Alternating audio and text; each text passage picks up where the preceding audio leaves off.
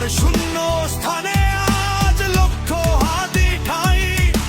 শোককে মোরা শক্তিতে আজ করছি ফরিয়াদি বজ্র কণ্ঠে আওয়াজ তোলো আমরা সবাই